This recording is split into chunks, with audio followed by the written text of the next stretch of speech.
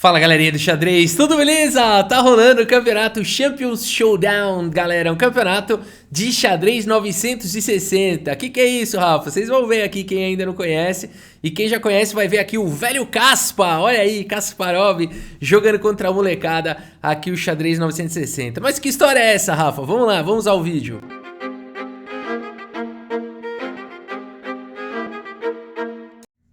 Muito bem, galera, vou mostrar 3 partidas aqui do velho Kaspa, o grande Kasparov, né? A gente adora quando ele vai jogar algum torneio, porque ele tá aposentado, ele é um político lá na Rússia, mas de vez em quando ele aparece lá pra fazer uma bagunça aí com a molecada, né? Ele adora esse torneio aí de Chess 960, porque sai dos preparos de abertura e ele consegue jogar ali de igual para igual com os melhores do mundo, né? De hoje em dia. Muito bem, galera, a primeira coisa que a gente pode observar aqui, eu vou virar aqui pra gente olhar na visão do Kasparov, né? A gente pode observar que as peças estão numa ordem aqui um tanto quanto diferente do usual, né? E esse é o xadrez 960. Não é sempre assim, na verdade, as peças da primeira fileira são embaralhadas, e existem 960 possibilidades de embaralhar, tá bom? Na primeira posição. E são embaralhadas com alguns poréns, né? Desde que exista sempre uma torre ao lado esquerdo do rei e uma torre ao lado direito do rei. Pode ser em qualquer posição, mas não pode ter duas torres aqui iguais cavalo, entendeu? Iguais esses cavalos aqui, duas torres juntinhas e o rei do outro lado. Não pode. Tem que ter sempre uma torre de um lado e a torre do outro para poder fazer o grande roque ou o pequeno roque. Tem roque aqui.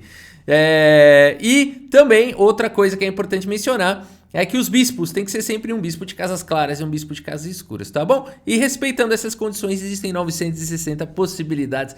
Por isso o Chess 960, também conhecido como Fischer Random Chess, né? O xadrez aleatório de Fischer, que foi uma das sugestões de Bob Fischer ali para criar, para tentar sair dos preparos aí de abertura, né? É uma variante com certeza muito divertida e vamos dar uma olhada aqui. Partida de 20 minutos para cada jogador com 5 segundos de acréscimo por lance.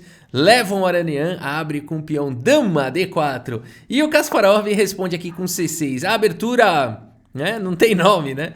Aqui seguimos com F4 e agora D5. Então o que o Kasparov tá fazendo, né? Ele tá tentando dar atividade para as peças dele, já aproveitou aqui a torre, já abriu aqui para o bispo poder jogar, mesmo às custas aqui de abrir um pouquinho o rei. E5 seguiu na partida, F6 já atacando o peão, e aqui bispo G3 jogado pelo Aronian. Legal que dá uma partida nunca antes vista, né? Só que desde o começo, né? Aqui bispo H5 atacando a torre, olha que loucura. A torre vai para casa de E1 e aqui F por E5, F por E5 e agora a troca das damas aqui. É possível, dama por F1 foi jogada, torre por F1 e o Kasparov segue com cavalo H6 aqui, desenvolvendo aqui o cavalo, né? Que partida maluca. Aqui temos C3 e agora bispo G6 foi jogado. Será que dá pra fazer grande roque aqui? Não, né? Por conta da torre. Deixa eu fazer um teste aqui. Se tivesse jogado cavalo F2 aqui, será que daria pra fazer aqui o grande roque? Vamos tentar fazer? Vamos rolar o rei pra cá? Olha que bizarro, olha que legal, galera. Esse é o pequeno roque, na verdade, porque a gente tá de negras, né? Galera, é possível rocar aqui pequeno. Olha o roque pequeno, que bizarro. Como é que a gente faz o roque pequeno? A gente arrasta o rei pra casa do roque, ó. Vou largar ele aqui em G8, ó. Olha que bizarro, ele vai lá pra G8 e a torre vem pra F8. No final das contas, o roque, não interessa onde estão as peças, vai pra configuração normal de pequeno roque ou grande roque, tá? Por exemplo, aqui se eu tirar o bispo, eu acho que ainda não pode fazer grande roque, ó. Eu acho que ainda não pode fazer, porque essa torre tá atrapalhando. Então teria que tirar a torre, olha que legal, né? E agora sim eu posso fazer o grande roque, ó. E cai na posição do grande roque normal, né? Então é interessante comentar isso, porque é uma regra que muita gente que joga o xadrez 960 não sabe, tá bom? E essa seria a posição normal do grande roque aqui das negras, tá bom? Então legal, né? Brincar com esses testes, principalmente nessa posição bizarra. O roquinho foi melhor, hein? Sensacional. Bom, a partida seguiu aqui com C3, bispo G6 agora pelo Kasparov, e aqui D4, Aronian busca o centro. Temos a possibilidade agora da troca dos bispos, bispo por B1, torre por B1. E o cavalo de 8 vem para casa de F7. Bispo H4 pressiona já o peão de E7, rei D7 chega para apoiar na defesa, cavalo H3 e aqui a torre vem para casa de G8, já provavelmente preparando para jogar aqui um G5, né? E aí o Aronian evita isso ocupando essa casa, cavalo G5, cavalo toma, bispo toma e aqui bispo C7 e depois aqui de 14 lances a gente já começa a cair num xadrez mais normal, vamos falar assim, né? Numa posição menos maluca, né? Aqui cavalo G3 foi jogado, torre de A em F8, Kasparov conseguiu trazer as peças para o jogo e o Aronian também agora conecta as torres com o lance rei D2, uma torre protegendo a outra. E6 foi jogado, cavalo em H5, se você pode jogar cavalo H5, jogue, né?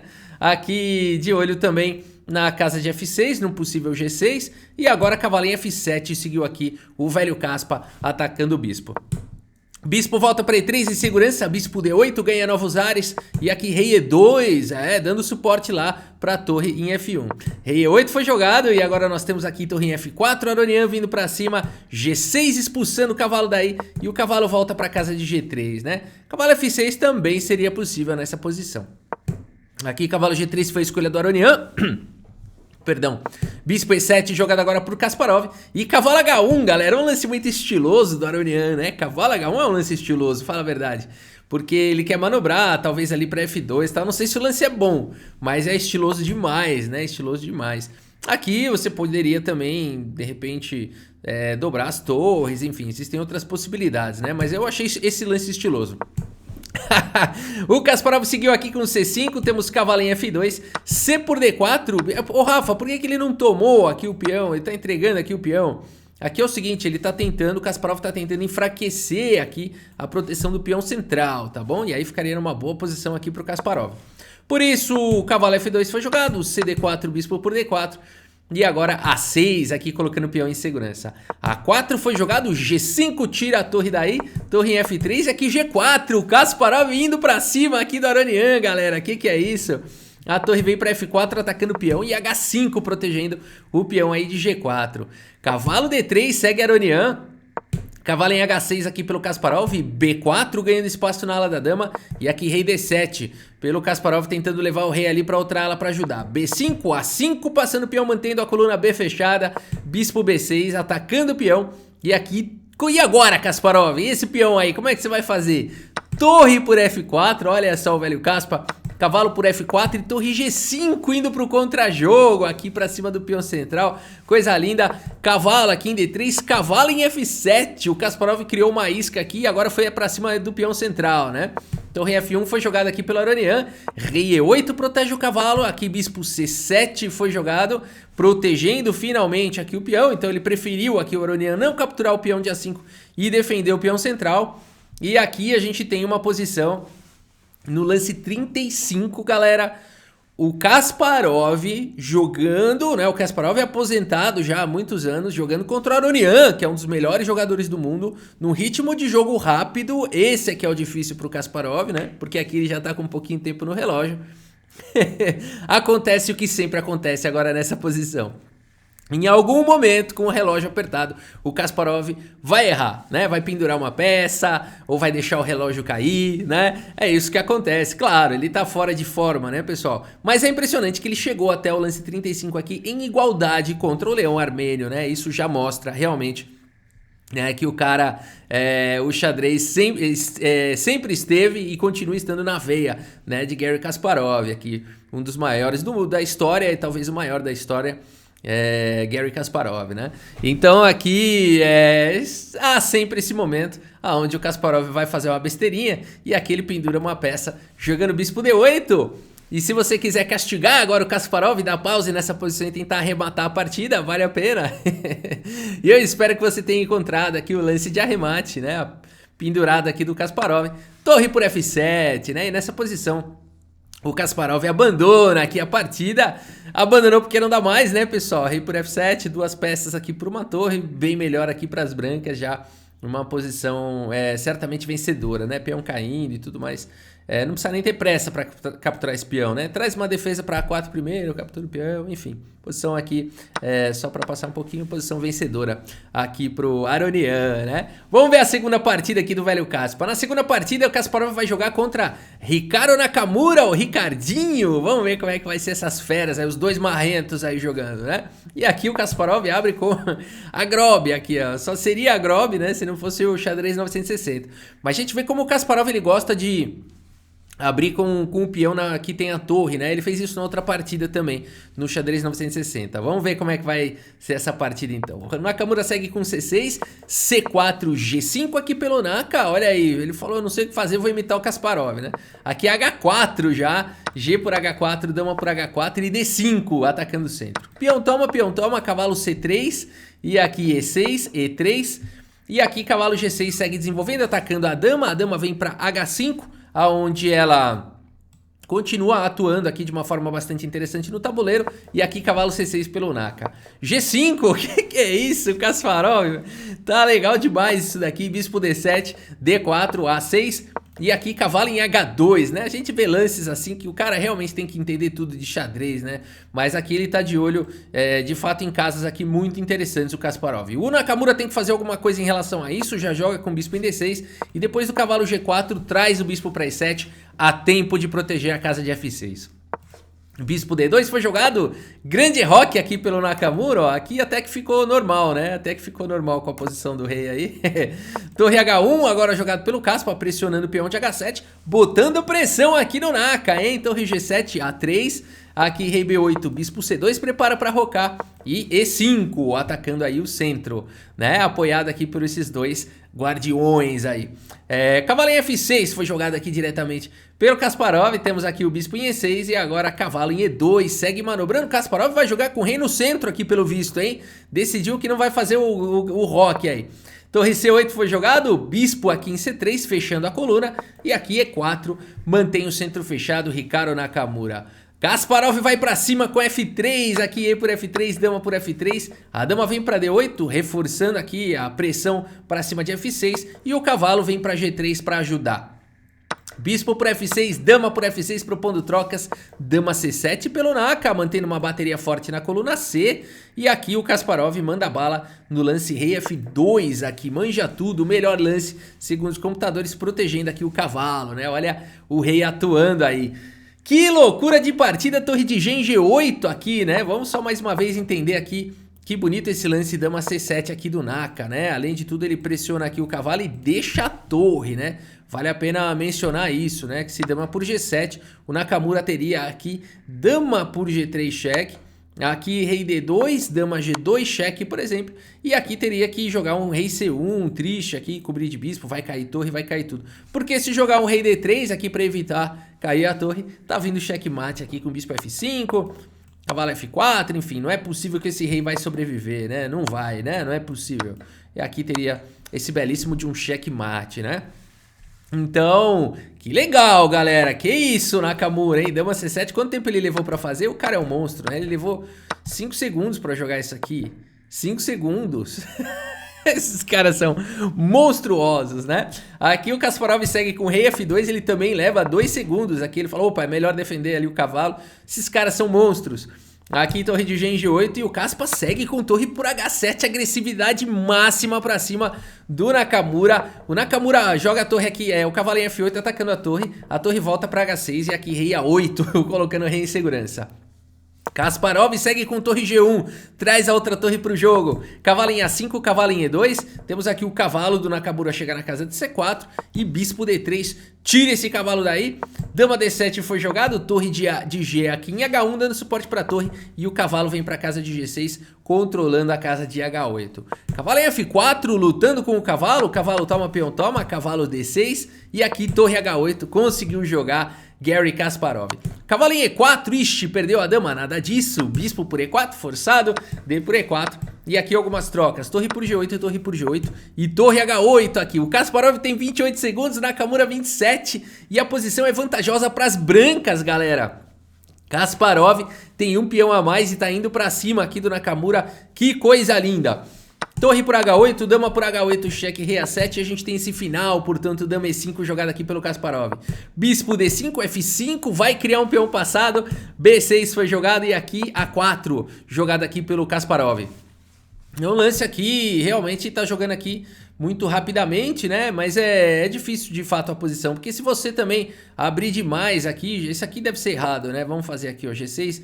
Não é o melhor lance com certeza, porque você abre aqui essa diagonal e as pretas conseguem um contra-jogo, né? Fica com muita igualdade. O Kasparov jogou esse A4, talvez na tentativa de desviar a dama, fez uma skin aí, uma cilada, né? Alguma coisa assim pra depois... poder seguir com dama C7 talvez, né? Se dama por A4 ele poderia seguir com... Aliás, dama por D5 melhor ainda, né? Dama por D5 venceria no ato.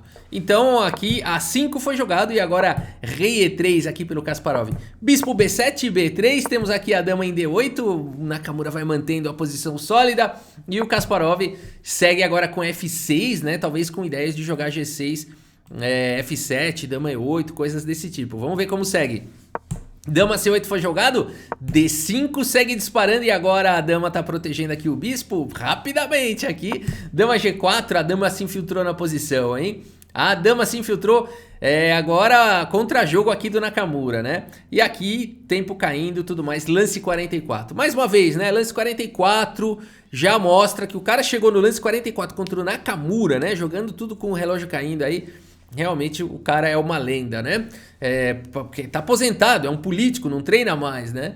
E o Nakamura joga milhares de partidas todos os dias, né? Centenas todos os dias, né? Então realmente o cara é um monstro. Aqui o computador fala que D6 e as brancas estão com uma vantagem talvez até vencedora, tá?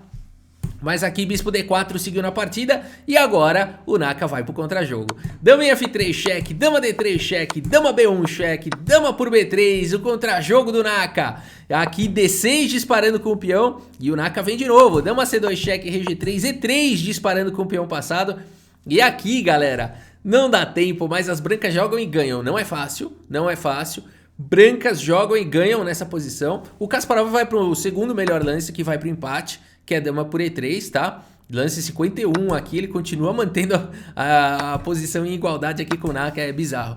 Mas tem um lance que ganha, esse aqui não dá pra ver não é? Esse é bem de computador, né? Bispo por B6, isso aqui ganha, ó. Isso aqui é bem de computador, né? Porque agora o ponto todo é que o rei tem que ir lá pra A7, né? O peão tirou a casa C7. Aí dama por A5, sequência praticamente forçada. Se bispo cobre, dama cobre. Olha que bonito isso. E se rei B8 também dá na mesma. Vamos fazer com rei B8 que é mais bonito ainda.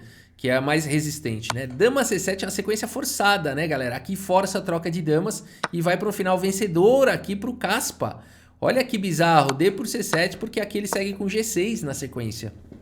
E aqui, se peão toma, o peão avança e o bispo não defende mais. Não tem como defender agora e a ameaça também é promover. Brancas estão ganhas. Não adianta jogar aqui E2, rei F2, segurou. Não tem como dar cheque no rei, não tem como promover, não vai fazer nada. E simples assim as brancas ganharam a partida à força. À força. É uma linha, não é tanto de engine assim, tá?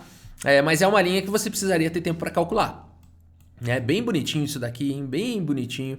E aí qualquer lance você vai forçar a troca das damas na próxima e vai jogar com o G6 e vai ganhar. É um diagraminha aí de estudo, né? Mas com certeza numa partida com mais tempo no relógio daria pra achar, né? No nível deles, né? Dama por E3 foi jogada aqui pelo Kaspa. E vamos ver aqui como é que segue Nakamura. Dama G2, cheque, rei F4. Dama H2, cheque, dama G3 cobrindo. Dama D2 com cheque, o rei vai pra E5. Dama em A2 e por incrível que pareça... Isso daqui tá equilibrado, os computadores, lance 54, o Kasparov continua equilibrado aqui. Rei F4 foi jogado, dama D5, e aqui o Kasparov acontece aquele momento, né? No lance 56 aqui acontece aquele momento, ele pendura o bispo. Ele joga aqui rei E3 e esse lance pendura o bispo à força, né? Porque dama E4 cheque e o rei não consegue mais proteger o bispo, né? Aqui qualquer outro lance seria bom, dama E3 pressionando lá em B6... Até mesmo dá pra sacrificar aqui o bispo, mas se não quiser ir pra linhas maravilhosas, simplesmente dama E3 é bom o suficiente, né? Aqui o Kasparov pendurou o bispo, aqui ele jogou ainda mais um lance, aí depois do bispo E4 falou, tá bom, vai, chega disso. Abandona aqui a partida Garry Kasparov, jogou demais, né? Jogou demais aí. Mas realmente acontece sempre isso. No final ele se embanana, né? E aqui a gente tem mais uma partida, então, do Velho Caspa agora contra ele, o Caruana, né? Eu fiz alguns vídeos já do Kasparov jogando contra o Caruana em torneios anteriores, até ganhando, né? Tomar uma aguinha aqui.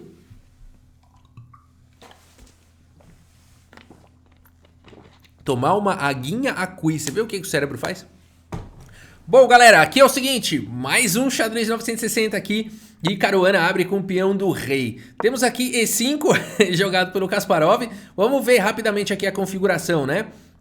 E5 abre atividade para cavalo, para bispo e para dama, né? Por isso eles escolheram esse peão aí. É o peão que mais abre atividade aqui para as peças, né? Aqui cavalinho E2 foi jogado, F5 pelo Kaspa, dando suporte aqui com a dama. Aqui E por F5, dama por F5, saindo com a dama já no começo da partida. D4, peão toma, cavalo toma, e agora a dama ameaçada volta para casa de F7. Cavalo de E em F3, desenvolvendo, bispo em F6 aqui pelo Kasparov, e dama D3, e aqui cavalo em E7, segue o desenvolvimento das peças. Bispo F4, D6, aqui trazendo mais uma proteção na diagonal de casas escuras. Bispo em E2 e H6, preparando já para atacar. Kasparov não perde tempo. Roque foi jogado, G5. Roque foi corajoso do Caruana, hein? Roque foi corajoso sabendo que vem G5 aí. Vamos ver, bispo E3, cavalo aqui em G7. E agora cavalo D2 segue manobrando aqui Caruana. Cavalo de G em F5, o Kasparov vai atacando com tudo aqui o menino Caruana. A4, menino, um menino. Pro Kasparov ele é um menino. A4 foi jogado e agora bispo D7. Temos aqui cavalo por F5, bispo por F5, a dama tá atacada, escorrega lá pra casa de A3. E agora, olha esse roque, o roque mais selvagem da história do xadrez, olha isso. Sensacional isso aqui, galera. É o teletransporte isso daqui, é o xadrez das estrelas. Eu não sei o nome disso. Esse rock foi o mais bonito que eu já vi na vida até hoje, foi esse rock aqui. Olha que coisa linda. Bispo D3 foi jogado agora aqui pelo Caruana e o Kasparov segue com bispo G7. Temos torre de A em E1, B6, colocando granito na diagonal de casas escuras, bispo C4, D5, tira o bispo daí. Nada disso, bispo D4 foi jogado aqui pelo Caruana. Como assim bispo D4? O que ele tá vendo aqui, né? E o Kasparov segue com bispo G6. Vamos entender o que tá acontecendo, né? Por que ele não me joga aqui um lance, por exemplo, como bispo por D4? Qual que é o problema? Bom, aqui o cavalo tá atacado, né? Tá vindo torre por E7. Então vamos voltar aqui um pouquinho mais, né? Vamos entender esse lance bispo D4. Bispo D4 é um ataque descoberto aqui pra cima do cavalo, né? Então esse aqui é bonito, aqui o Caruana foi rápido, né? Dá até um tilt quando você vê bispo D4, né?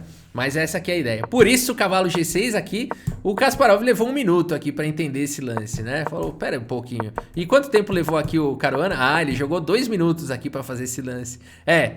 Realmente é um lance que tilta, né? Se o Caruana levou 2 minutos pra fazer e o Kasparov 1 pra responder, é porque tilta mesmo. Aqui cavalo G6 foi jogado, pera aí, deixa eu voltar a cor normal. Bispo por G7, rei por G7 e bispo B5, colocando o bispo aí em segurança. Segue aqui C5 agora pelo Kasparov, fechando aqui essa proteção toda da dama, dando liberdade pro cavalo poder jogar, porque o cavalo tava o tempo todo guardando a casa de E7. B4 foi jogado, torre de A em C8, peão toma, mantendo a dama fechada. E aqui cavalo B3, o Caruana quer abrir esse corredor, né? Cavalo em F4, jogado pelo Kaspa, vamos ver agora, cavalo por C5 e agora dama em F6 aqui por Garry Kasparov. Nós temos dama em E3, torre aqui em F7, segurando aí a casa de E7. E agora o cavalo volta para casa de B3 e torre C3 é a reação aqui de Garry Kasparov para cima do Caruana. Dama em E5, temos aqui bispo por C2, Kasparov fala, me devolve meu peão, ele é meu. E agora cavalo D4 aqui segue o Caruana. Bispo D3 propondo algumas trocas. Dama por F6 primeiro, rei por F6. E aqui torre E3 cravando aqui o bispo, né? O bispo agora está cravado. E aqui os computadores, bom, lance 31, posição vantajosa, quase ganha já pro Kasparov, aqui contra o Caruana, o cara é uma lenda, né? Aí o cara fala, Rafa, quando você começa a falar isso, eu já sei, ele vai fazer besteira e vai perder. É isso, né? Mas antes eu sempre gosto de exaltar aqui que ele chegou a ficar ganho, né? Que ele chegou a ficar melhor e tal. Aqui os computadores apontam para falar, dane-se a cravada, bispo por F1 mesmo, e depois de torre por C3 jogar um bispo por G2, opa, bispo torre por C3, jogar um bispo por G2 aqui, e a posição ela é melhor para as negras. Não é tão simples, né, de analisar essa posição e falar que aqui é melhor para as negras, né? Então aqui, sei lá, poderia ter um F3, aqui bispo H3, enfim, tudo é possível. O cavalo e o bispo estão guardando essa casa, né, para não levar duplo. Aqui rei F2, rei E5, enfim, aqui tá igualdade material, né? Na verdade as pretas com um peão a mais e tem um final melhor aqui para jogar, né? Então essa seria a possibilidade melhor aqui pro Kasparov, né?